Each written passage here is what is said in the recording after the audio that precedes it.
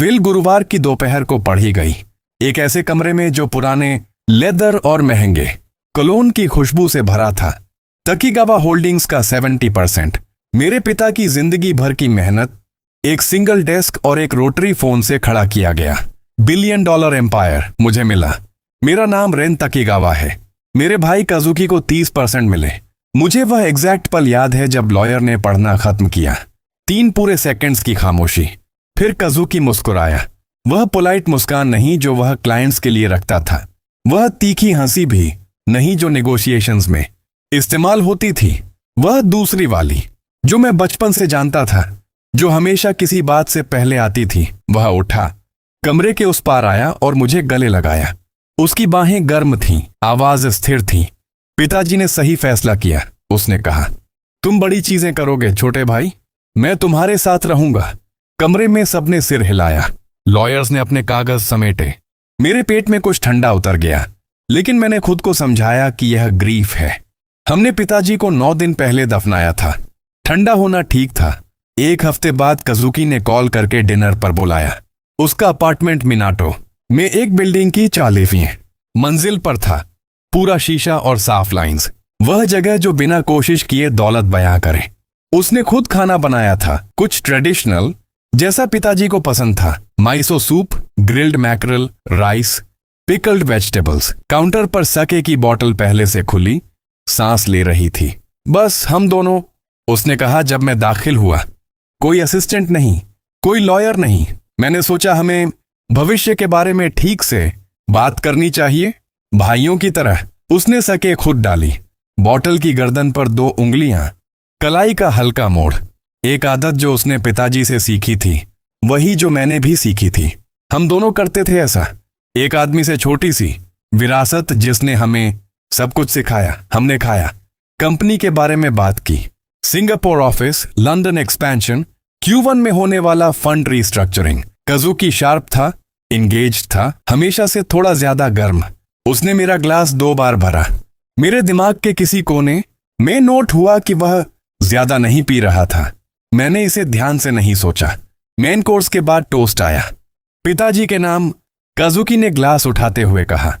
उसकी आंखें स्थिर थीं, लगभग सिंसियर, जिन्होंने कुछ ऐसा बनाया जो हम सबसे ज्यादा जिएगा। मैंने पिया। करीब 20 मिनट तक कुछ नहीं हुआ। हम बात करते रहे। वह Q3 प्रोजेक्शंस का प्रिंट आउट लेकर आया और 2 एक्विजिशंस के बारे में समझाने लगा जो वह प्रपोज करना चाहता था। मैं एंगेज्ड था, फोकस्ड था, नंबर्स और टाइमलाइंस के बारे में सोच रहा था, जैसा मैं हमेशा करता हूं। सके गर्म था, कमरा शांत था। बाहर टोक्यो 45 मंजिल नीचे चमक रहा था। फिर मेरे होंठ सुन्न हो गए।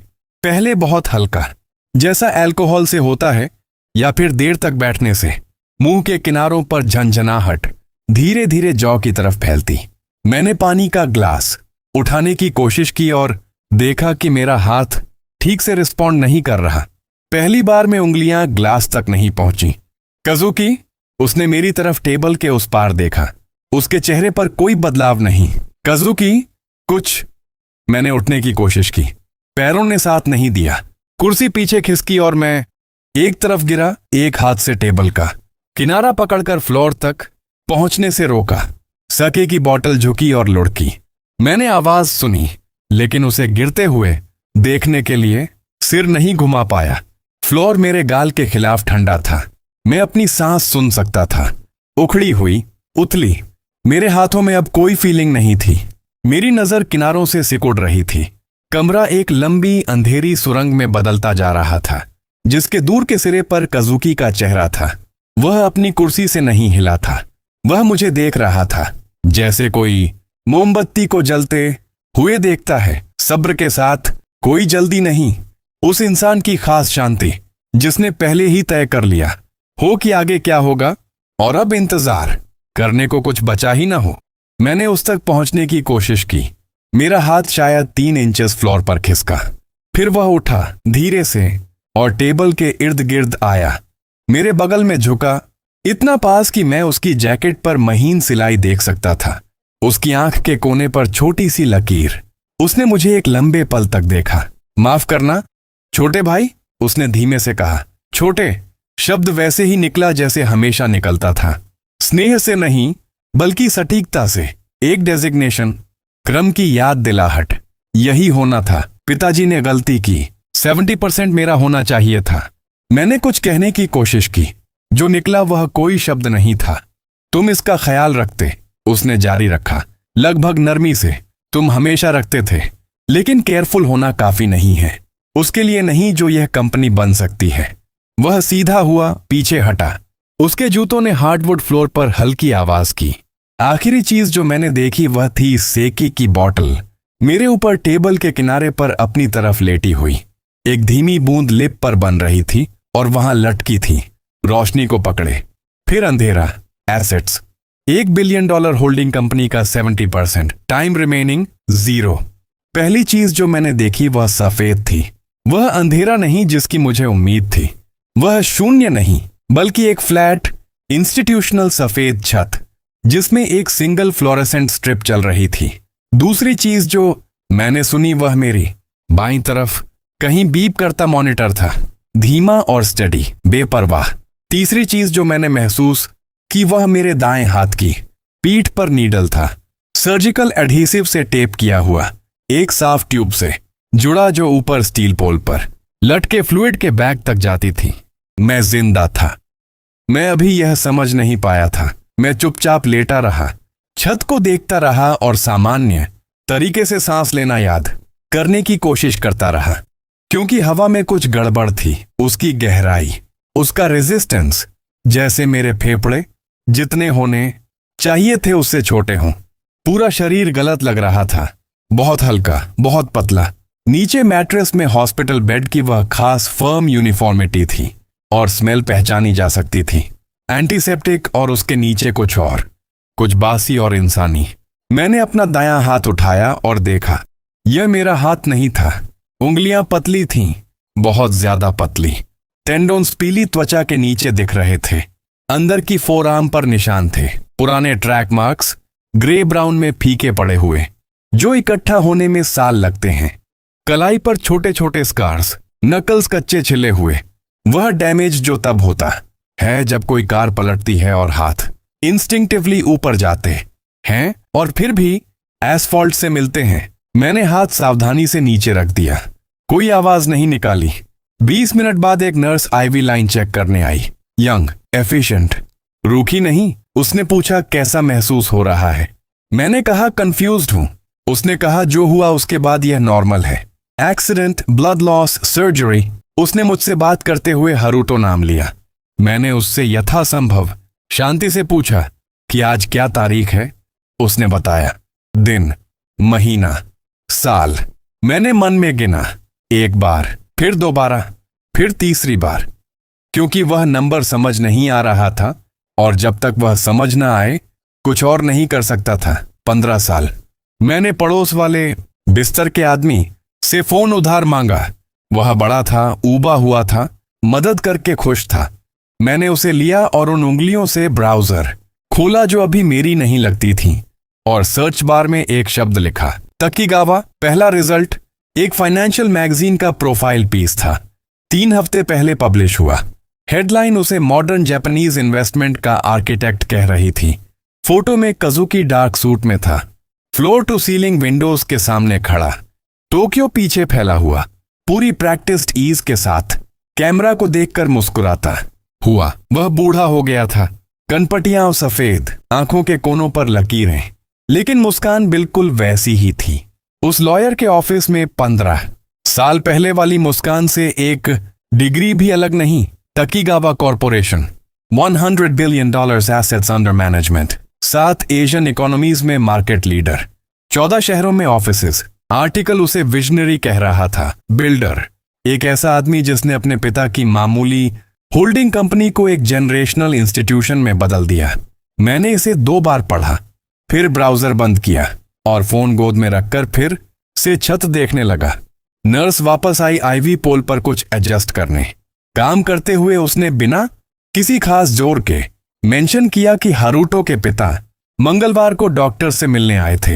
हारुतो के बारे में नहीं, उसने स्पष्ट किया, अपनी कंपनी के बारे में, कुछ लॉयर्स के साथ बैंक्रप्सी प्रोसीडिंग्स उसे लग रहा था। उसने हल्के से सिर हिलाया। बेचारे, पहले बेटा, अब बिजनेस। वह चली गई। मॉनिटर बीप करता रहा। मैंने पड़ोसी को फोन वापस किया और शुक्रिया कहा, फिर वापस लेट गया और बिना हिले देर तक छत देखता रहा। इस मोमेंट का एक वर्जन था जिसमें मैं पैनिक कर देता, जहां मैं एक्सप्लेनेशन मांगता, जहां मैं आईना ढूंढता, जहां मैं उस बेपरवाह सफेद कमरे में चिल्लाता रहता जब तक कोई मुझे सिडेट न कर दे। मैं वह इम्पल्स समझता था, वह वहां थी, बाकी सबके नीचे कहीं, एक प्रेशर जो कोई दरार ढूंढ रहा था। मैंने उसे कोई दरार नहीं मिलने दी।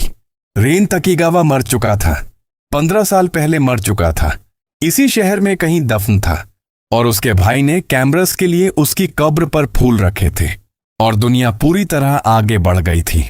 उस नाम पर, उस चेहरे पर, उस जिंदगी पर वापस जाना मुमकिन नहीं था। वह जा चुका था। मेरा नाम हारुतो कोबायाशी था। मैं 23 साल का था।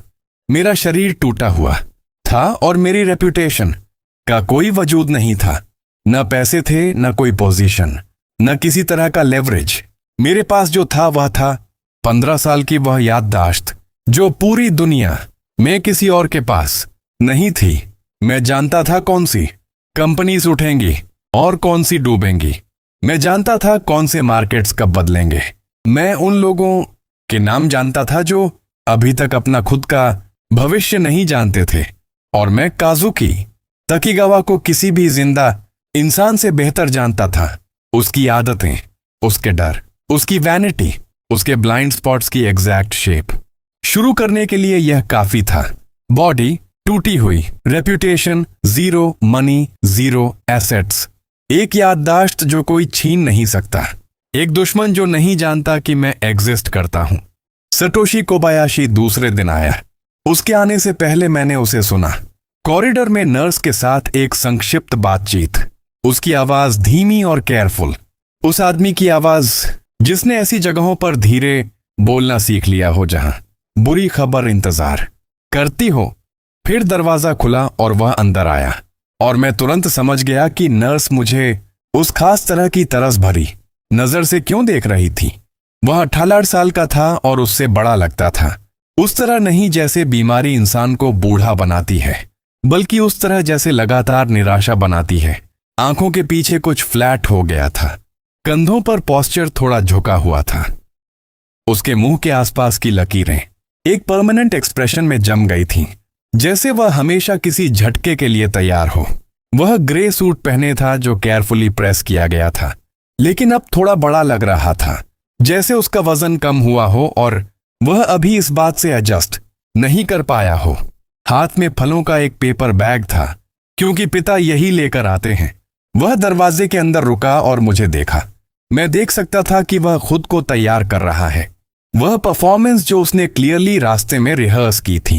Controlled patience, measured disappointment. वह हॉस्टिलिटी के लिए तैयार था, सलननेस के लिए, उस ग्लास आई डिफ्लेक्शन के लिए जो शायद पिछले 3 सालों में हारुतो का प्राइमरी मोड ऑफ कम्युनिकेशन था। वह अपने बेटे के लिए तैयार था। वह इसके लिए तैयार नहीं था कि मैंने उसे एक लंबे पल तक चुपचाप देखा और फिर कहा, डैड, मुझे माफ करना सब कुछ के लिए। उसकी ग्रिप बदली तो पेपर बैग से कुड़ा। वह वहां खड़ा रहा, जो पूरा 1 मिनट जैसा लगा। मैंने उसके चेहरे पर कुछ गुजरते हुए देखा। रिलीफ नहीं, एग्जैक्टली, जॉय नहीं, उन दोनों से ज्यादा कुछ नाजुक। उस आदमी का भाव जिसने किसी चीज की उम्मीद रखना छोड़ दिया हो और अब अनसर्टन हो कि इस पर भरोसा करे या नहीं। वह बिस्तर के बगल वाली कुर्सी पर बैठा, फल टेबल पर रखे, तुरंत कुछ नहीं बोला। हारुतो, उसने आखिर में कहा, बस नाम, एक साथ सवाल और स्टेटमेंट। मैं जानता हूं, मैंने कहा, मैं जानता हूं मैं क्या रहा हूं। मैं इसे एक्सप्लेन करने या तुमसे भूलने को कहने वाला नहीं हूं। बस बता रहा हूं कि यह खत्म हो गया। उसने अपने हाथ देखे, फिर मुझे। डॉक्टर्स ने कहा एक्सीडेंट ने मेरे दिमाग को कुछ नहीं किया। मैंने कहा, मैं साफ सोच रहा हूं, शायद सालों में इतना साफ नहीं सोचा था। मैं रुका। कंपनी कैसी है? उसका जॉ लगभग न दिखने की हद तक टाइट हुआ। ये रहा वह चीज जिसके बारे में उसे उम्मीद नहीं थी कि मैं पूछूंगा, वह चीज जो वह अकेले उठाए था, क्योंकि उठाने के लिए कोई नहीं था। ठीक है, उसने कहा। डैड। एक लंबी खामोशी। ठीक नहीं है, उसने कहा। 10 दिन बाद जब डॉक्टर्स ने डिस्चार्ज क्लियर किया, वह मुझे घर ले गया। माँ दरवाजे पर रोई, एक छोटी औरत थकी हुई आंखों के साथ, जिसने मेरा चेहरा दोनों हाथों में लिया और मुझे उस तरह देखा जैसे लोग उन चीजों को देखते हैं जो लगभग खो जाती हैं। मैंने उसे देखने दिया। वह बातें कहीं जो कहनी थी। मेरा मतलब था उन बातों में जितना हो सकता था। उसने कुछ गलत नहीं किया था और वह ऐसे कारणों से तकलीफ में थी जिनका उससे कोई लेना देना नहीं था। अपार्टमेंट मॉडेस्ट और इमैक्युलेट था। वह घर जो किसी ने तब साफ रखा हो जब कंट्रोल करने को और कुछ न बचे। तीसरे दिन मैंने सटोशी से ऑफिस देखने को कहा। वह बिना कमेंट किए मुझे वहां ले गया। कोबायाशी इन्वेस्टमेंट ग्रुप शिंजुकू की एक बिल्डिंग में आधी मंजिल ऑक्यूपाई करता था, जिसने बेहतर दशक देखे थे। एलिवेटर को जितना लगना चाहिए था उससे 40 सेकंड ज्यादा लगे। हॉलवे का कारपेट कभी अच्छी क्वालिटी का रहा होगा। ऑफिस में 3 डेस्क्स थे, जिनमें से 2 ऑक्यूपाइड थे। 40s की एक महिला एंडो जो क्लाइंट रिलेशन संभालती थी, और एक यंगर आदमी केंजी जो पूरे रिसर्च डिपार्टमेंट का काम अकेले कर रहा था और धीरे धीरे उससे हार रहा था। एक दीवार पर फाइलिंग कैबिनेट्स थे। एक खिड़की थी जिससे नीचे की सड़क का पार्शियल व्यू था। एक प्रिंटर था जो ऐसी आवाज करता था जैसे उसमें कुछ फंसा हो। मत्सुदा उस दिन नहीं था। उसके बारे में मैंने बाद में जाना। मैं एक पल दरवाजे पर खड़ा रहा और इसे अब्सॉर्ब किया, जज करने के साथ नहीं। यहां जज करने को कुछ नहीं था, सिर्फ समझने को था।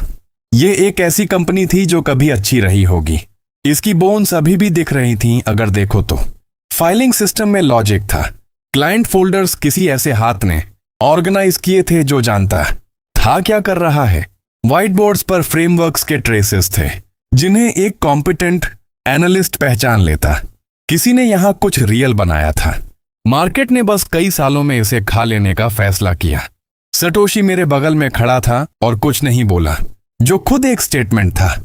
उस शाम डिनर के बाद मैंने उससे 5 साल के फाइनेंशियल्स दिखाने को कहा। उसने अपनी चाय रखी। क्यों? क्योंकि मैं समझना चाहता हूं कि क्या हुआ। तुम 23 साल के हो, यूनिवर्सिटी छोड़ी तुमने। वह रुक गया। मैं जानता हूं मैंने क्या नहीं किया, मैंने कहा। फिर भी पूछ रहा हूं। खामोशी फैली। मैं उसकी आंखों के पीछे कैलकुलेशन चलते देख सकता था। या तो ब्रेन डैमेज बोल रहा था, या उसके बेटे में सच में कुछ बदला था और उसके पास अभी यह तय करने के लिए इनफ इंफॉर्मेशन नहीं थी। डॉक्यूमेंट्स दिखाने की कॉस्ट यह थी कि उसे मेरे सामने बैठकर मुझे यह प्रूफ देखते हुए देखना होगा कि चीजें कितनी बुरी हो गई थीं। यही वह चीज थी जिससे वह खुद को बचा रहा था। फेलियर से नहीं, बल्कि उसे किसी दूसरे के सामने प्रेजेंट करने के एक्ट से जो उसे अनडिनायबली रियल बना देता। वह उठा और एक फोल्डर लेकर लौटा। मैंने पढ़ा जब वह डिशेस साफ करता रहा। जब वह वापस आया और बैठा, मैंने इंतजार किया जब तक उसने अपनी चाय ना ले ली। 5 साल पहले मैंने कहा, तुम्हारे पास फी मॉडल रिस्ट्रक्चर करने का मौका था, इससे पहले कि टकीगावा अपनी रिटेल ऑफरिंग रिपोजिशन करता। तुमने नहीं किया, जिसका मतलब था कि जब वे मूव किए, तुम्हारी प्राइसिंग उनके जैसी ही दिखी, लेकिन तुम्हारा AUM उनसे 40 गुना छोटा था। क्लाइंट्स के पास रुकने की कोई वजह नहीं थी। सटोशी बिल्कुल स्टिल था। 3 साल पहले तुमने फंड का 20% रीजनल मैन्युफैक्चरिंग में डाला, एक कंसल्टेंट की एडवाइस पर जिसका पूरा क्लाइंट बेस उसी सेक्टर में कॉन्सेंट्रेटेड था। वह तुम्हें इंडिपेंडेंट एनालिसिस नहीं दे रहा था, वह अपना एक्सपोजर मैनेज कर रहा था। मैं रुका। 2 साल पहले तुम्हारे पास ओसाका कमर्शियल प्रॉपर्टी पोजीशन से रियलिस्टिक एग्जिट था, करीब 12% लॉस पर, जो रिकवरेबल था। तुमने होल्ड किया। जब तक तुमने एग्जिट किया, वह 31% हो चुका था। किचन की क्लॉक टिक करती रही। बाहर एक कार गुजरी। सटोशी ने अपनी चाय बहुत सावधानी से रखी, जैसे वह उससे होने वाली आवाज के बारे में चिंतित हो। उसने टेबल देखा, फिर मुझे, फिर टेबल। तुमने इसे इस तरह पढ़ना कहां सीखा? उसने आखिरकार कहा। हॉस्पिटल में वक्त था, मैंने कहा। मैंने पढ़ा। उसने मुझे एक लंबे पल तक देखा। मैंने उसकी नजर थामे रखी और उसे देखने दिया। गुरुवार को एक क्लाइंट मीटिंग है, उसने आखिरकार कहा। नोटिसन 11 साल से हमारे साथ है। मुझे लगता है वह जाने पर विचार कर रहा है। वह रुका। चाहो तो आ सकते हो, बस बैठने के लिए। ठीक है, मैंने कहा। यह ट्रस्ट नहीं था, ट्रस्ट के करीब भी नहीं था, लेकिन 1 इंच खुला दरवाजा था और वह काफी था। नोटिसन 61 साल का था, एक mid size textile import business का मालिक और 11 साल से कोबायाशी इन्वेस्टमेंट ग्रुप का क्लाइंट था। वह कॉन्फ्रेंस टेबल के उस पार सतोशी के सामने उस खास पोस्चर में बैठा था जो उस आदमी की होती है जिसने पहले ही फैसला कर लिया हो और अब अनाउंस करने से पहले बातचीत की कोर्टेसी निभा रहा हो। मैं दीवार के पास कॉर्नर चेयर में बैठा था, वह वाली जो टेबल तक नहीं खींची थी। सतोशी ने मुझे अपने बेटे के रूप में इंट्रोड्यूस किया। विजिटिंग बिजनेस सीखने आया। नोटिसन ने बिना इंटरेस्ट के सिर हिलाया और आगे बढ़ गया। पहले 20 मिनट मैंने कुछ नहीं कहा। मैंने सतोशी को काम करते देखा। केयरफुल, प्रिसाइज, जेन्युइनली नॉलेजेबल, लेकिन बहुत ज्यादा मेहनत कर रहा था। वह फंड की पोजीशनिंग एक्सप्लेन कर रहा था उस प्रेशर के जवाब में जो अभी अप्लाई भी नहीं हुआ था। अटैक से पहले ही डिफेंड कर रहा था।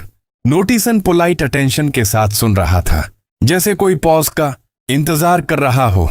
मैंने नोटिसन को देखा, जिस तरह उसकी आंखें खिड़की की तरफ 2 बार गईं जब सतोशी ने डोमेस्टिक इक्विटी एक्सपोजर का जिक्र किया, जिस तरह वह लॉजिस्टिक्स शब्द पर थोड़ा सीधा हुआ और फिर रिलैक्स हो गया जब सतोशी उस पॉइंट को डेवलप किए बिना आगे बढ़ गया। जो फोल्डर वह लाया था वह उसके सामने टेबल पर बंद पड़ा था और उसने एक बार भी नहीं खोला। मतलब वह इंफॉर्मेशन लेने नहीं आया था, वह अलविदा कहने आया था। जब सतोशी ने सांस लेने के लिए पॉज किया, मैंने कॉर्नर से कहा, नोटिसन माफ कीजिए, क्या आप कोल्ड चेन डिस्ट्रीब्यूशन में एक्सपैंड कर रहे हैं या यह अभी कंसिडरेशन में है? दोनों आदमियों ने मेरी तरफ देखा। नोटिसन का एक्सप्रेशन एक फ्रैक्शन से बदला। आपको यह कैसे पता? पता नहीं था, मैंने कहा, लेकिन आपका सेक्टर उस डायरेक्शन में जा रहा है और आपकी कंपनी का साइज आपको अभी डिसीजन पॉइंट पर रखता है। एक्सेस कैपिटल का सवाल असली इश्यू होगा। उसने मुझे कैजुअल से थोड़ा ज्यादा देर तक देखा, फिर उसने अपनी बाहें अनक्रॉस की। बैंक्स कोलैटरल स्ट्रक्चर पर मुश्किल कर रहे हैं। कोल्ड चेन के साथ वे आमतौर पर करते हैं। एसेट डिप्रिसिएशन कर्व उन्हें नर्वस करती है। मैंने पॉज किया। ऐसे डेट इंस्ट्रूमेंट्स हैं जो उस प्रोफाइल के लिए ज्यादा सूटेड हैं, जो ज्यादातर रिलेशनशिप मैनेजर सजेस्ट करेंगे उससे बेहतर, जिनके लिए आपको कोर बिजनेस प्लेज नहीं करना पड़े। मीटिंग स्केड्यूल से 40 मिनट ज्यादा चली। नोटिसन अगले हफ्ते के लिए एक फॉलो अप अपॉइंटमेंट बुक करके गया। एलिवेटर में नीचे जाते हुए सतोशी मेरे बगल में खड़ा रहा और देर तक कुछ नहीं बोला। यह कहां से आया? उसने लॉबी पहुंचने पर पूछा। कोल्ड चेन लॉजिस्टिक्स अगले 3 सालों में जापान में 5 सबसे तेज ग्रोविंग सब सेक्टर्स में से एक होगी। मैंने कहा, ध्यान देने वाला कोई भी इसे बनते देख सकता है। उसने मुझे साइडवेज देखा। तुम 2 हफ्ते पहले हॉस्पिटल से निकले हो? मैंने बताया था, पढ़ता हूं। 3 दिन बाद मैंने अपनी रिक्वेस्ट रखी। कोई टाइटल नहीं, कोई सैलरी नहीं, उन डिसीजंस में टेबल पर कोई सीट नहीं जो एक्चुअली मायने रखती थी। मैंने मेन ऑफिस के कॉर्नर में एक डेस्क मांगी और एक पोर्टफोलियो पर control small business debt instruments की वह बुक जो 2 साल से क्वाइटली ब्लीड कर रही थी और जिसे ऑफिस में सबने मेंटली राइट ऑफ कर दिया था। सतोशी ने वह कंफर्म किया जो मैं पहले से जानता था। ओम 120 मिलियन येन लॉस, अप्रॉक्सीमेटली 8 मिलियन येन पर क्वार्टर। पोजीशंस का एक कलेक्शन जो एक पिछले एनालिस्ट ने बिना किसी कोहिरेंट थीसिस के असेंबल किया था और जिसे तब से किसी ने नहीं छुआ था क्योंकि उसमें ध्यान देने लायक कुछ नहीं था।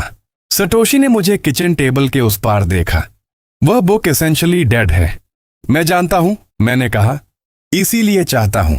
अगर मैंने इसे और बुरा किया, कुछ नहीं बदलेगा। अगर नहीं किया, तुम्हारे पास एक डेटा पॉइंट होगा। उसने 2 दिन सोचा, फिर हां कहा, उस तरह जैसे कोई किसी चीज से तब सहमत होता है जब असहमति की कॉस्ट गलत होने की कॉस्ट से ज्यादा हो। मत्सुदा ने मुझे मेरी दूसरी सुबह नोटिस किया। वह 77 साल का था और 2 दशकों से सतोशी के साथ था। जिसका मतलब था कि वह तब था जब कोबायाशी इन्वेस्टमेंट ग्रुप कुछ था। उसने इसे position by position, client by client decline होते देखा था, उस थकी हुई लॉयल्टी के साथ जो किसी ऐसे इंसान की होती है जिसे लीव करना नहीं आता। वह हर रोज अलग अलग शेड्स ऑफ ग्रे में एक ही स्टाइल का सूट पहनता था, ऑफिस में ऐसी एफिशिएंसी के साथ चलता था जो बताती थी कि उसने उसमें कुछ सरप्राइजिंग होने की उम्मीद रखना छोड़ दिया है। वह मेरी डेस्क के पास रुका उस दूसरी सुबह, देखा कि मैं क्या पढ़ रहा था, डेट बुक का पूरा पोजीशन हिस्ट्री पिछले 4 सालों का, और कुछ नहीं बोला। तीसरी सुबह वह फिर रुका। चौथी सुबह उसने कहा, तुम सतोशी के बेटे हो? हाँ, मैंने कहा। हरुतो? उसने नाम ऐसे कहा जैसे कुछ चेक कर रहा हो। यूनिवर्सिटी छोड़ी? हाँ। उसने मेरी डेस्क पर पेपर्स देखे। उस बुक के साथ क्या कर रहे हो? यह समझने की कोशिश कर रहा हूं कि हर पोजीशन क्यों ली गई, कोई थीसिस था या बस नॉइस। वह एक पल के लिए चुप रहा। ज्यादातर नॉइस, उसने कहा, और अपनी डेस्क पर वापस चला गया। यह वार्मथ नहीं थी, लेकिन एक्यूरेट था, और एक्यूरेट एक स्टार्टिंग पॉइंट था। पहला महीना मैंने 3 चीजें करते हुए बिताया। पहला था उन पोजीशंस से एग्जिट करना जिनके एग्जिस्ट करने की कोई कोहिरेंट वजह नहीं थी। 3 होल्डिंग्स जो सेक्टर मोमेंटम के बेस्ड पर खरीदे गए थे, जो कब का रिवर्स हो चुका था। बुक्स पर इसलिए कैरी हो रहे थे क्योंकि शायद कोई वह इंसान नहीं बनना चाहता था जिसने लॉस क्रिस्टलाइज किया। कंबाइंड एक्सिट 31 मिलियन येन फ्री हुए, 6 मिलियन येन रियलाइज्ड लॉस साफ। दूसरा था 2 न्यू पोजीशंस एंटर करना, ऐसी कंपनीज में जिनके स्पेसिफिक अपकमिंग कैटलिस्ट्स थे जो मैं जानता था और मार्केट अभी नहीं जानता था। यहां मैं केयरफुल था, बहुत तेज नहीं जा सकता था, ऐसी बेट्स नहीं लगा सकता था जो इतनी प्रिसाइज हों कि wrong kind of attention attract करें। मुझे ऐसे रिजल्ट्स चाहिए थे जो डिसिप्लिन्ड एनालिसिस जैसे लगें, इनसाइड इंफॉर्मेशन नहीं। तीसरा था सनवा ट्रांसपोर्ट नाम की एक छोटी लॉजिस्टिक्स कंपनी का डेट फेस वैल्यू से 40% डिस्काउंट पर खरीदना। सनवा अंडर कैपिटलाइज्ड था और टेक्निकली डिस्ट्रेस्ड, इसीलिए डेट सस्ता था। लेकिन यह भी, जैसा मैं पूरी सर्टेनिटी से जानता था, 6 महीने में एक गवर्नमेंट इंफ्रास्ट्रक्चर कॉन्ट्रैक्ट मिलने से था जो उसकी बैलेंस शीट को पूरी तरह रीस्ट्रक्चर कर देगा। कॉन्ट्रैक्ट अनाउंस नहीं हुआ था, टेंडर प्रोसेस अभी चल रही थी, रेलिवेंट मिनिस्ट्री के बाहर कोई नहीं जानता था आउटकम। मैं 15 साल से जानता था। पोजीशन पर 18 मिलियन येन लगे।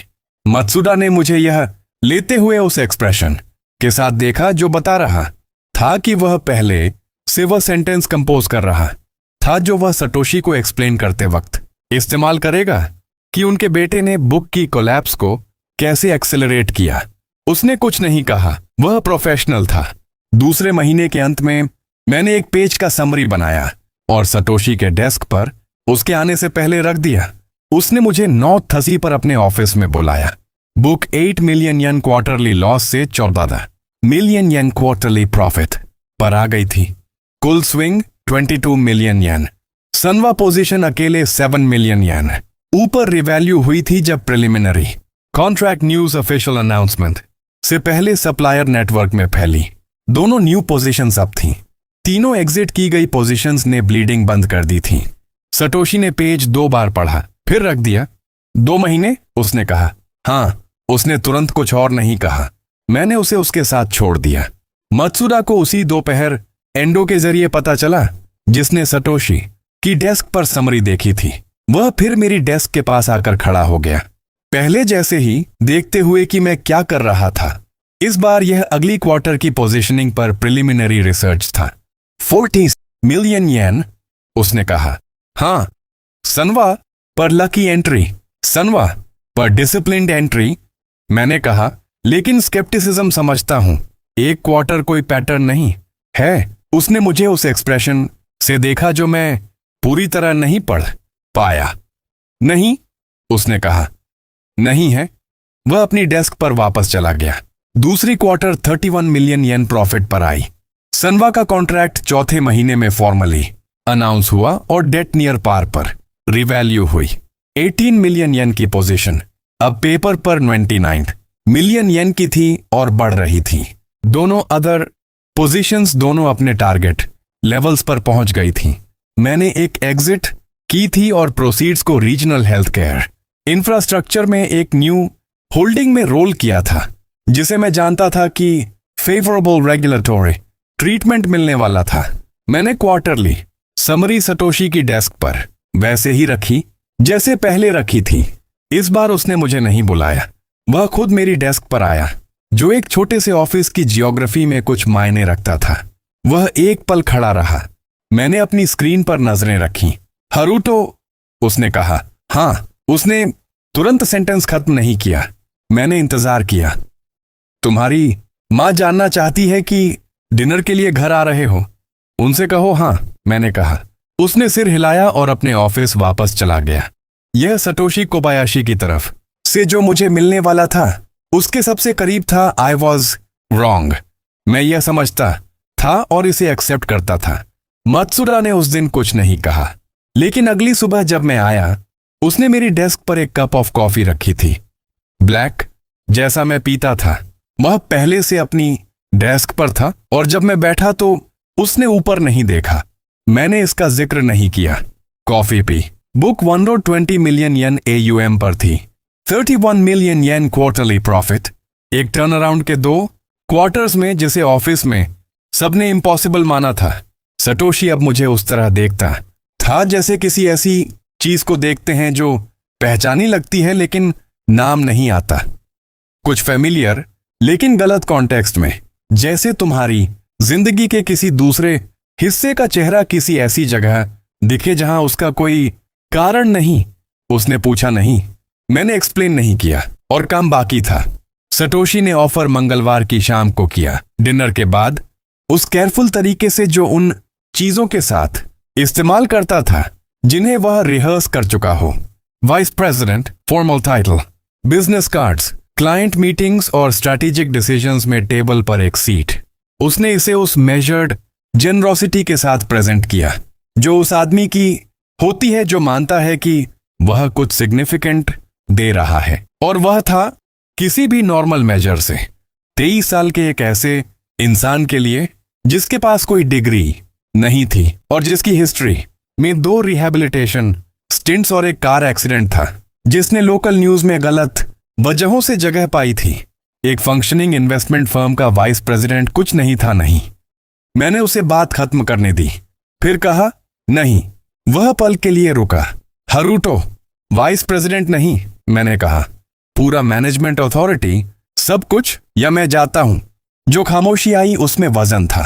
तुम 5 महीने से यहां हो, उसने कहा। मैं जानता हूं। तुम 23 साल के हो, यह भी जानता हूं। उसने अपनी चाय उससे ज्यादा जोर से रखी जितना चाहता था। यह मेरी कंपनी है, मैंने इसे बनाया। मेरे यहां ऐसे स्टाफ हैं जो 20 साल से यहां हैं, जिन्होंने, वह रुका, खुद को संभाला। डेड बुक के साथ जो तुमने किया वह इंप्रेसिव है, मैं उसे डिसमिस नहीं कर रहा, लेकिन तुम मुझसे 5 महीने और एक पोर्टफोलियो के बेस्ड पर सब कुछ सौंपने को कह रहे हो। मैं तुमसे सब कुछ इसलिए मांग रहा हूं क्योंकि अल्टरनेटिव 2 महीने में बंद होना है, मैंने कहा। नोडा अकाउंट स्टेबल हो गया, लेकिन 3 और रिव्यू कर रहे हैं। फी इनकम ऑपरेटिंग कॉस्ट्स कवर नहीं करती डेड बुक प्रॉफिट्स के बिना, और डेड बुक प्रॉफिट्स वे डिसीजंस थे जो मैंने किए। Vice president title underlying problem नहीं बदलती, बस मुझे एक चेयर देती है बिना वह अथॉरिटी के जो करने की जरूरत है। तो बताओ क्या करना है और मैं करूंगा। डैड, मैंने धीमे से कहा, तुम 3 साल से वह करने की कोशिश कर रहे हो जो करने की जरूरत है। यह तुम्हें हर्ट करने के लिए नहीं कह रहा, इसलिए कह रहा हूं क्योंकि यह सच है और हम दोनों जानते हैं। वह टेबल से उठा और खिड़की की तरफ गया। बाहर सड़क पहले की बारिश से गीली थी, रोशनियां पेवमेंट पर फैली हुई। वह मेरी तरफ पीठ करके खड़ा रहा और मैंने इंतजार किया। मां को अगली सुबह सटोशी से पता चला। वह लाल आंखों के साथ मेरे कमरे में आई, उस पार्टिकुलर मैटरनल डिस्ट्रेस के साथ जो पूरी तरह बिजनेस लॉजिक के बाहर ऑपरेट करती है। वह बेड के किनारे पर बैठी और मेरा हाथ थामा। पूछा कि मैं यह क्यों कर रहा हूं, क्यों वह ऑफर एक्सेप्ट नहीं कर सकता, क्यों सब कुछ ऑल और नथिंग होना चाहिए। मैंने बताया कि मैं उनसे प्यार करता हूं और कंपनी को बचाने की कोशिश कर रहा हूं। तबाह करने की नहीं। वह फिर भी रोई। उसका कोई क्लीन जवाब नहीं था, इसलिए मैंने ढूंढने की कोशिश नहीं की। मत्सुदा को दोपहर तक पता चल गया।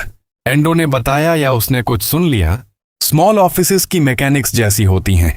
वह मेरी डेस्क पर उस एक्सप्रेशन के साथ आया जो उस आदमी की होती है जिसने कुछ कहने का फैसला कर लिया हो जो फ्रिक्शन पैदा करेगा। तुम उसे तोड़ दोगे, उसने कहा। समझते हो, उसने सब कुछ उस कंपनी को दिया है, सब कुछ, और तुम उसकी किचन में खड़े हो, उसे बता रहे हो कि यह काफी नहीं है। मैं उसे बता रहा हूं कि जो वह करता रहा है वह काम नहीं कर रहा। मैंने कहा, यह एक ही बात नहीं है, वह तुम्हारे पिता हैं, इसीलिए मैं उसे बिना कोशिश किए बंद होते नहीं देख सकता। मैंने मत्सुदा की तरफ सीधे देखा। तुम 20 साल से यहां हो, यह होते देखा है। बताओ मैं गलत? इसके बारे में कि यह कहां जा रहा है। उसने कुछ नहीं कहा, जो जवाब था। मैं इसे उनसे नहीं ले रहा, मैंने कहा। मैं उनसे रिक्वेस्ट कर रहा हूं कि मुझे इसे कैरी करने दें। मत्सुदा अपनी डेस्क पर वापस चला गया। वह मुझसे अग्री नहीं था, लेकिन उसने कुछ और भी नहीं कहा, और मत्सुदा से खामोशी एक तरह की कंसेशन थी। सटोशी ने उस रात 11:15 पर मेरे दरवाजे पर दस्तक दी। मैं अभी भी जाग रहा था, उन क्लाइंट रिस्क प्रोफाइल्स को पढ़ रहा था जो पिछले 3 हफ्तों से क्वाइटली बना रहा था। उसने दरवाजा खोला और फ्रेम में खड़ा हो गया। मुझे देखा, डेस्क पर फैले पेपर्स को, लैपटॉप स्क्रीन पर 3 अलग अलग एनालिसिस को, जो भी उसने देखा उस तरीके में जिस तरह मैं ये सब लेकर बैठा था। वह आया और दीवार के पास वाली कुर्सी पर बैठ गया। घर के कपड़ों में था, जिससे वह ज्यादा थका हुआ और साथ ही ज्यादा खुद जैसा लग रहा था। सूट और केयरफुल वॉइस से पहले वाला वर्जन। देर तक कुछ नहीं बोला।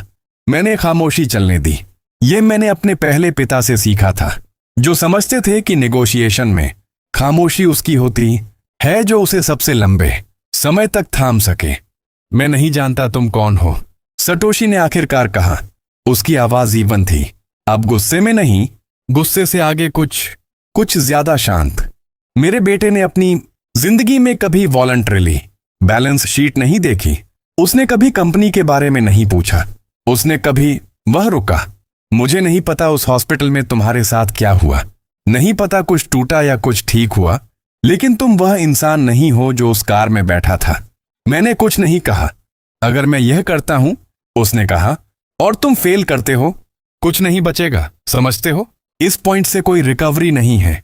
अगर तुम व्हील लेकर उसे जमीन में उतार दो, खत्म है। 20 साल, सब कुछ। मैं समझता हूं, मैंने कहा। सच में? हाँ। उसने मुझे एक लंबे पल तक देखा, कुछ ढूंढते हुए, मुझे नहीं पता क्या। शायद रीअश्योरेंस या बस उस बात की कॉन्फर्मेशन जो उसने दरवाजा खटखटाने से पहले ही डिसाइड कर ली थी। उसने अपने घर के जैकेट की पॉकेट में हाथ डाला और एक फोल्डेड डॉक्यूमेंट मेरे लैपटॉप के बगल में डेस्क पर रखा। मैनेजमेंट ट्रांसफर ऑथराइजेशन, पहले से साइंड, उसी शाम की डेट। इसका मुझे अफसोस मत कराना, उसने कहा। वह उठा और चला गया। मैंने उसके कदम कॉरिडोर में सुने, उसके बेडरूम के दरवाजे की क्वाइट क्लिक। मैंने एक पल डॉक्यूमेंट को देखा, फिर उसे एक तरफ रखा और क्लाइंट प्रोफाइल्स पर वापस लौट गया। Managing director Kobayashi investment group, ओम, 120 मिलियन येन, एक फंक्शनिंग डिवीजन, 4 स्टाफ, एक क्लाइंट बेस जो पेशेंस और लॉयल्टी से एक साथ थी और ज्यादा कुछ नहीं।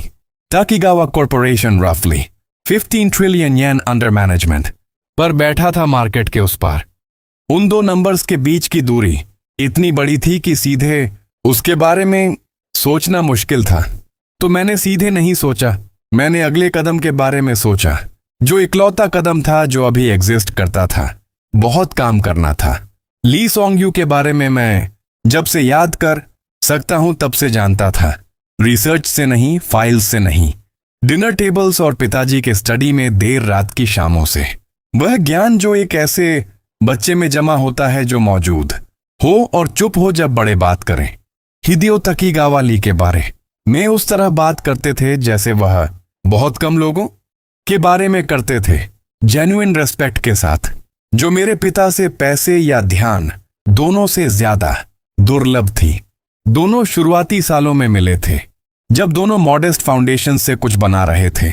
1 दशक में कई डील्स साथ किए, उनके रिश्ते में वह खास टेक्सचर था जो प्रेशर में बनी दोस्ती का होता है। आसान गर्माहट नहीं, लेकिन सॉलिड। वह जो टिकता है क्योंकि टेस्ट हो चुका। जो डील मायने रखती थी वह 22 साल पहले हुई थी। ली एक कैटास्ट्रॉफिक कमिटमेंट के किनारे पर था। एक कोस्टल एरिया में रियल एस्टेट डेवलपमेंट जो कागज पर सही लग रहा था, लेकिन मेरे पिता ने एनवायरमेंटल सर्वे की एक सिंगल लाइन से पहचान लिया था कि वहां सबसाइडेंस की समस्या है जो 3 साल तक नहीं दिखेगी, लेकिन जब दिखेगी तो तबाही मचाएगी। मेरे पिता ने उसे कॉल किया था, इंटरमीडियरी से नहीं, फॉर्मल मेमो से नहीं। शनिवार सुबह सीधे उसके घर कॉल किया और कहा, निकल जाओ। ली निकल गया। वह डेवलपमेंट स्केड्यूल पर ढह गई। मेरे पिता ने इसे कभी प्रोफेशनल कॉन्टेक्स्ट में मेंशन नहीं किया, कभी लेवरेज के लिए इस्तेमाल नहीं किया, कभी फिर जिक्र नहीं किया। ली ने बाद के सालों में एहसान लौटाने के तरीके ढूंढने की कोशिश की। मेरे पिता ने हर बार मना किया। वह कर्ज उनके बीच अनसुलझा बैठा रहा जब तक पिताजी नहीं रहे और मना करने वाला कोई नहीं बचा। मैं यह सब जानता था। मैं 9 साल का था। पिताजी के स्टडी के बाहर सीढ़ियों पर बैठा अधखुले दरवाजे से सुन रहा था। KIG का मैनेजमेंट अथॉरिटी लेने के चौथे महीने में मैंने खत लिखा। ईमेल नहीं, कागज पर हाथ से लिखा हुआ खत कुरियर से ली सोंग यू के सोल वाले फैमिली ऑफिस में भेजा। मैंने अपना परिचय Haruto Kobayashi, managing director, Kobayashi investment group, Tokyo के रूप में दिया। कहा कि मेरे पास एक म्यूचुअल कनेक्शन के साथ उनकी इन्वेस्टमेंट हिस्ट्री से रिलेटेड जानकारी है और उनके 15 मिनट की कद्र करूंगा। उनकी सहूलियत पर इससे ज्यादा डिटेल नहीं दिया। फिर इंतजार किया। 3 हफ्ते बीते, फिर 1 महीना। डेट बुक की दूसरी क्वार्टर चलाई। 2 क्लाइंट रिन्यूअल्स मैनेज की। एक्सपेंशन की प्लानिंग के लिए पोजीशन रिसर्च बनाना शुरू किया। खत का फॉलो अप नहीं किया। या तो काम करेगा या नहीं, और एक और खत इसे नहीं बदलेगा। 21वें दिन कुरियर से जवाब आया। एक कार्ड प्रिसाइज कैरेक्टर्स में हाथ से लिखा, ली सोंग यू अगले गुरुवार को 2 बजे अपने गैंगनम ऑफिस में मुझसे मिलेंगे। 20 मिनट देंगे। मैंने उसी दोपहर फ्लाइट बुक की। फैमिली ऑफिस एक शांत बिल्डिंग में एक फ्लोर ऑक्यूपाई करता था, माइन कमर्शियल स्ट्रिप से 3 ब्लॉक्स दूर। बाहर कुछ अनाउंस नहीं था। एलिवेटर के बगल में एक छोटी प्लेट के अलावा कोई साइनेज नहीं। वह डिस्क्रिप्शन जो डिस्प्ले से ज्यादा महंगी होती है। एक यंग असिस्टेंट ने लॉबी में मिलकर बिना स्मॉल टॉक ऊपर ले गया। ली सोंग यू खड़े थे जब मैं दाखिल हुआ। 70 साल, कॉम्पैक्ट बिल्ड, उस इंसान की पोस्चर जिसने अपने यंगर वर्जन होना कभी पूरी तरह नहीं छोड़ा। अलर्ट, कंटेंट, कुछ भी बेकार नहीं। उन्होंने मुझे उस डायरेक्ट असेसमेंट के साथ देखा जो उस आदमी की होती है जिसने 50 साल टेबल के उस पार लोगों को एवेल्युएट किया हो और अपने जजमेंट पर भरोसा करता हो। हमने हाथ मिलाया, बैठे। चाय बिना मांगे आ गई। कोबायाशी सन, उन्होंने कहा।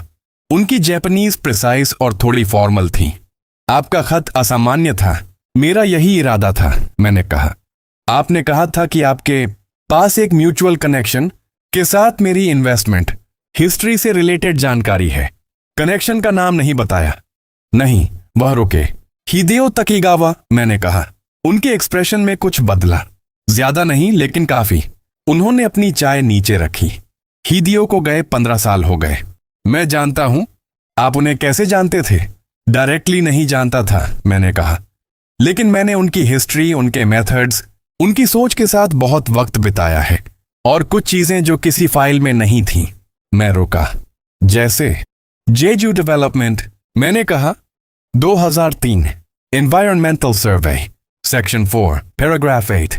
वह सबसाइडेंस प्रोजेक्शन जो डेवलपर्स की अपनी टीम ने इंटरनली फ्लैग किया और दबा दिया। हिदेओ ने शनिवार की सुबह आपको कॉल किया। आप अपनी बेटी की स्विमिंग लेसन पर थे। उन्होंने कहा, निकल जाओ, और आपने डॉक्यूमेंटेशन मांगे। बिना उन पर भरोसा किया, क्योंकि जब तक डॉक्यूमेंटेशन मिलती तब तक बहुत देर हो चुकी होती। ली सोंग यू बिल्कुल स्टिल थे। उन्होंने उस कॉल के बारे में कभी किसी को नहीं बताया। मैंने कहा, अपने पार्टनर्स को नहीं, अपने एनालिस्ट्स को नहीं। यह कोई ट्रांजैक्शन नहीं था। वह चाहते ही नहीं थे कि यह ट्रांजैक्शन हो। कमरे में खामोशी थी। बाहर सोल अपनी सामान्य रफ्तार से चल रहा था, पूरी तरह बेपरवाह। यह आप कैसे जानते हैं? उन्होंने कहा।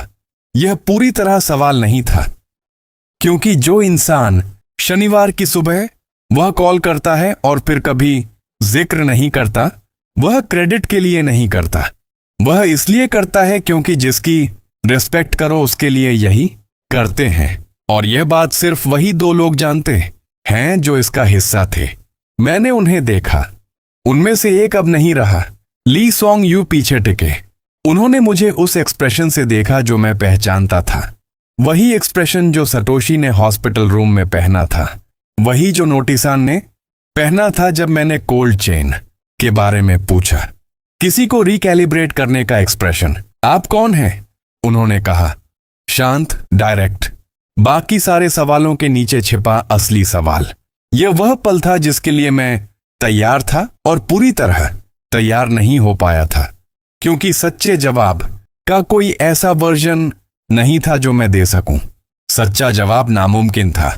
सच्चा जवाब मीटिंग और शायद पूरी कोशिश खत्म कर देता, क्योंकि कोई फ्रेमवर्क नहीं था जिसमें वह समझ आए और कोई रैशनल इंसान इसे मानने की वजह नहीं रखता। तो मैंने वह जवाब दिया जो हर उस तरीके से सच था जो मायने रखता है। मैं वह इंसान हूं जिसे जानकर हिदेयो तकीगावा खुश होते। मैंने कहा, इससे ज्यादा मैं नहीं दे सकता। समझता हूं अगर यह काफी नहीं है। उन्होंने मुझे देर तक देखा। दीवार की क्लॉक लगभग पूरे 10 मिनट चली। मैंने खामोशी नहीं भरी। मैंने एक जमाने पहले एक अलग जिंदगी में सीखा था कि नेगोशिएशन में सबसे खतरनाक काम तब बोलना है जब सामने वाला सोच रहा हो। जब उन्होंने आखिरकार बोला, उनकी आवाज अलग थी, ज्यादा शांत। उसमें कुछ ऐसा जो पहले नहीं था।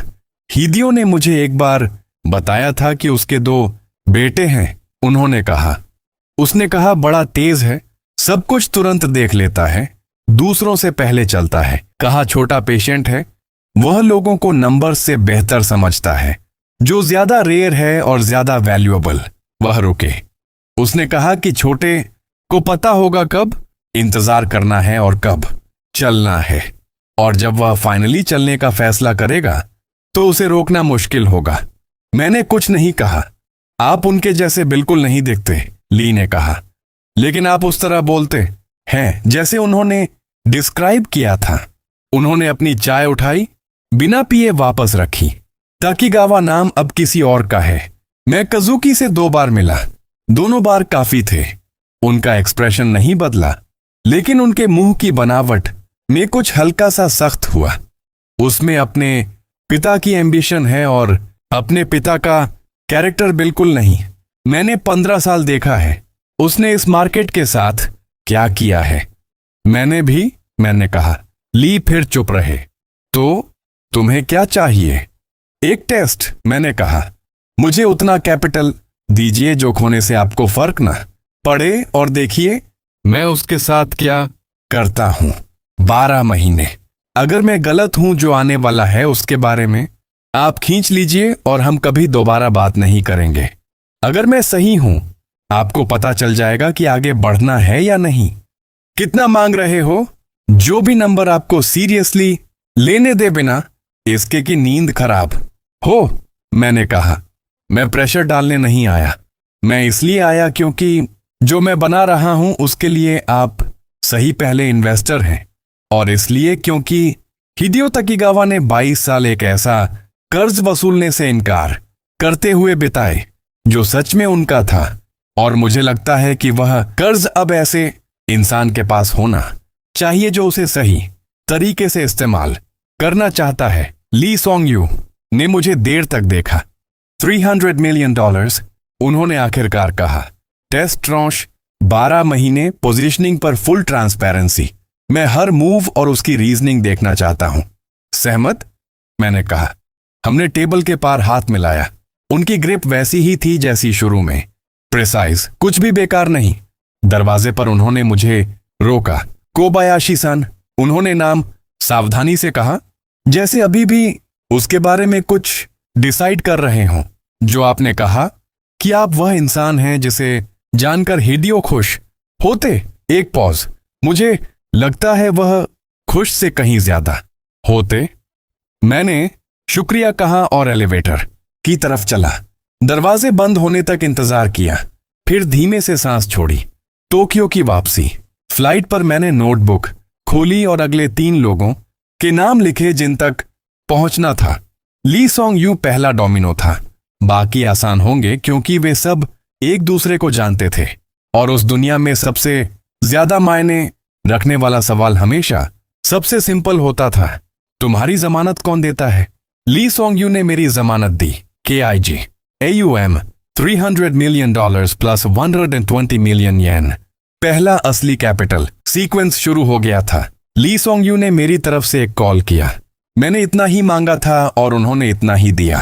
ताइपे में चेन वेई लिन को एक सिंगल कॉल, जिनके साथ उन्होंने पिछले दशक में 2 बार को इन्वेस्ट किया था। कॉल, जैसा मुझे बाद में बताया गया, अप्रोक्सीमेटली 4 मिनट की थी।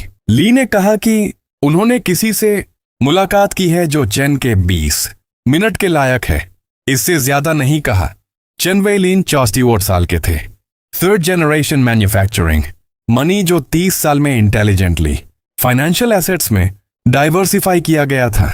उनमें उस आदमी की इम्पेशेंट प्रिसीजन थी जो कई हजार लोगों के सामने बैठ चुका हो, जो उनका कैपिटल मांग रहे थे, और बहुत एफिशिएंट हो गया हो ये पहचानने में कि कौन सी बातचीत आगे बढ़ाने लायक है। उन्होंने मुझे अपने ताइपे ऑफिस के ग्लास वॉल्ट कॉन्फ्रेंस रूम में 23 मिनट दिए, जिनमें उन्होंने लगभग कुछ नहीं कहा और मुझे उस अटेंशन से देखा जैसे कोई बहुत स्मॉल प्रिंट पढ़ रहा हो। मैंने वही अप्रोच इस्तेमाल किया जो ली के साथ किया था, स्पेसिफिक हिस्ट्री के हिसाब से एडजस्टेड। चेन ने 2001 में एक जापानीज काउंटर पार्टी के साथ करेंसी हेजिंग डील की थी, जिसने एक अग्रीमेंट को ऑनर किया जो लीगल डॉक्यूमेंटेशन टेक्निकली उसे ऑनर करने को रिक्वायर नहीं करती थी। वह काउंटर पार्टी मेरे पिता थे, जो डिटेल में जानता था। वह स्पेसिफिक क्लॉज जो डिस्प्यूट में था, वह फोन कॉल जिसने इसे रिजॉल्व किया, वह एग्जैक्ट फिगर जो मेरे पिता के उस फैसले की वजह से हाथ बदली की अग्रीमेंट की लेटर नहीं बल्कि स्पिरिट को होल्ड करना है, वह किसी ऐसे रिकॉर्ड में नहीं था जो मैंने एक्सेस किया हो।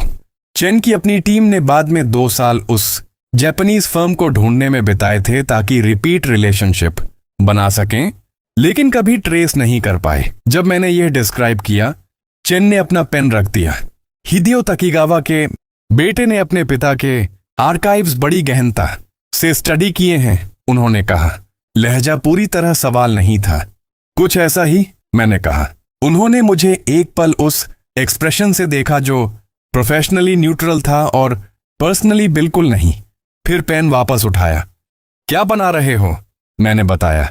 सब कुछ नहीं। उसकी shape, thesis, specific market positions जो मैं ले रहा था और क्यों। उन्होंने 3 सवाल पूछे, हर एक पिछले से ज्यादा स्पेसिफिक। हर एक वह सवाल जो तभी पूछा जाता है जब कोई जेन्युइनली इवैल्यूएट कर रहा हो, इवैल्यूएशन का नाटक नहीं कर रहा। आखिर में उन्होंने $250 मिलियन कमिट किए।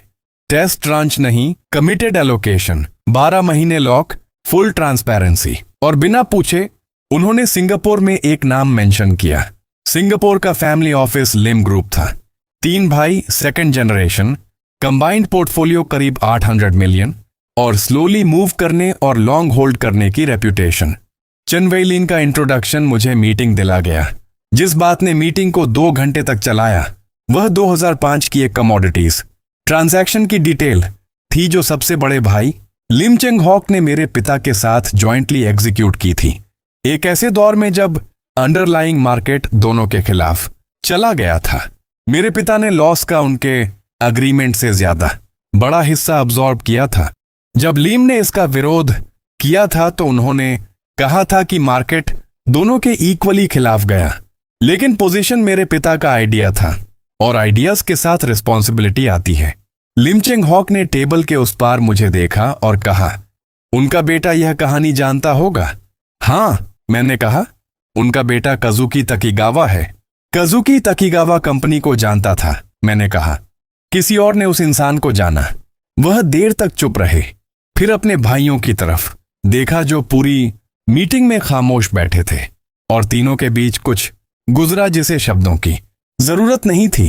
उन्होंने 350 मिलियन कमिट किए, 2 ट्रांचेस में बांटे। हर बार जब मैं निकलता तो मेरे पीछे वही एक्सप्लेनेशन जम जाती, जो मैंने प्लांट नहीं की थी लेकिन करेक्ट भी नहीं की। उसने हिडियो के आर्काइव स्टडी किए हैं, वह रिसर्च के बारे में ऑब्सेसिव है। उसे ऐसे रिकॉर्ड्स तक एक्सेस मिला जिनके बारे में किसी को पता नहीं था। एक्सप्लेनेशन सब गलत थीं और सब पूरी तरह रीजनेबल, और मुझे उन्हें कॉम्प्लिकेटेड करना यूजफुल नहीं लगा। शेख लिम ब्रदर्स के जरिए आया, जो मैंने स्पेसिफिकली एंटिसिपेट नहीं किया था लेकिन पॉसिबल माना था। तारिक अल मंसूरी एक सॉवरेन फैमिली ऑफिस चलाते थे जिसकी एशियन मार्केट एक्सपोजर की लंबी हिस्ट्री थी और जापानीज एसेट्स में पर्टिकुलर इंटरेस्ट था।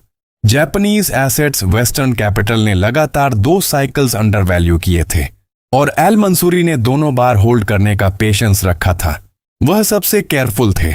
मीटिंग से पहले उनकी टीम के साथ 3 प्रिलिमिनरी कॉल्स, एक बैकग्राउंड चेक जिसके बारे में मुझे पता था और जिसने एग्जैक्टली वही ढूंढा जिसकी मुझे उम्मीद थी, ट्रबल्ड पास्ट वाला 20C साल का लड़का जिसने 6 महीने में एक्स्ट्रॉर्डिनरी रिजल्ट्स दिए, एक ऐसे फंड को मैनेज करके जिसके बारे में 1 साल पहले किसी ने सुना तक नहीं था।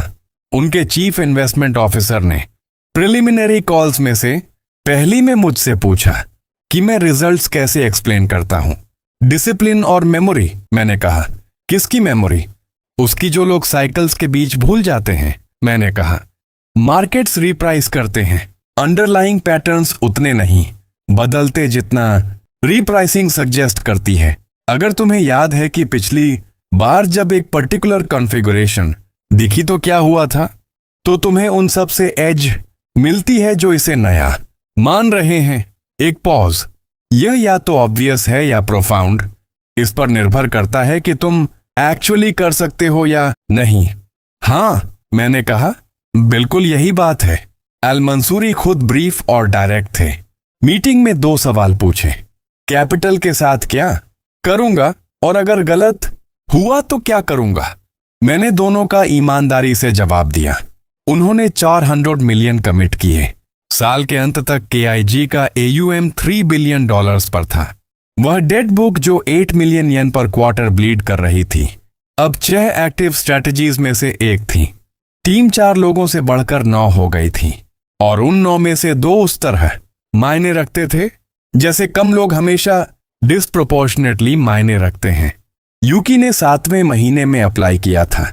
एक फाइनेंशियल ट्रेड पब्लिकेशन में KIG के बारे में प्रोफाइल पीस पढ़ी थी जो हमारी पोजीशनिंग मेथोडोलॉजी को इतने डिटेल में डिस्क्राइब करती थी कि उसने ज्यादा उम्मीद रखे बिना रिज्यूम भेज दिया।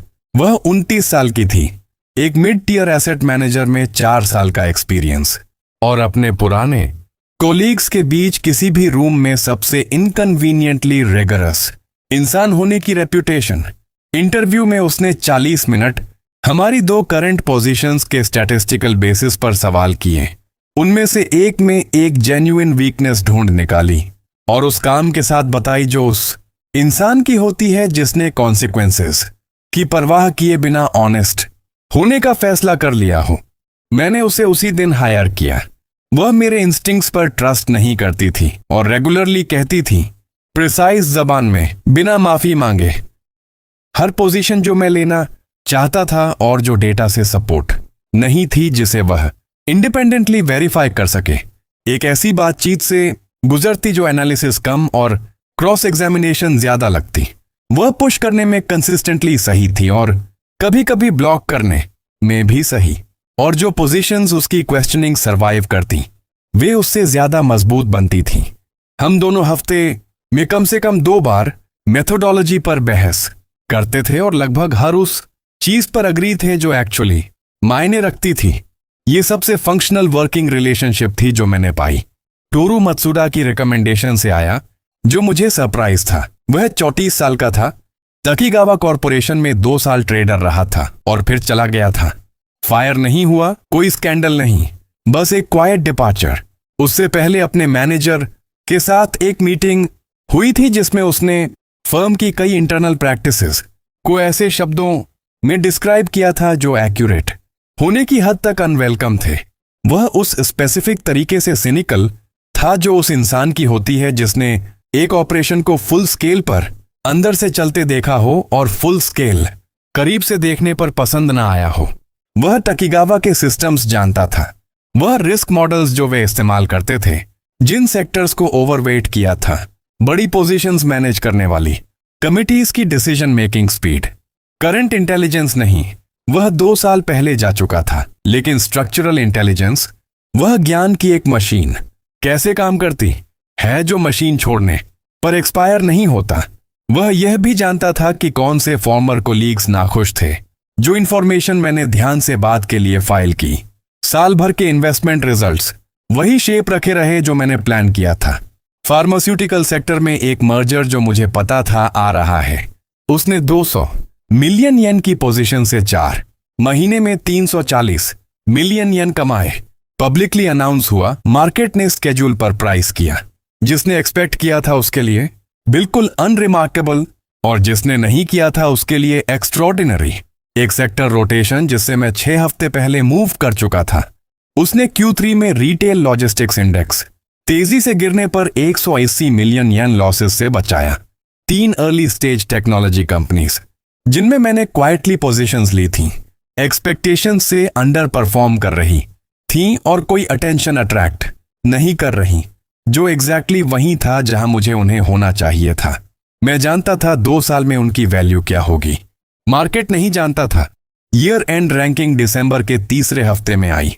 एक फाइनेंशियल पब्लिकेशन ने कैलेंडर ईयर में सबसे ज्यादा एक्सपेक्टेशंस आउट परफॉर्म करने वाले 10 फंड्स पर फीचर किया कि एक दूसरे नंबर पर था।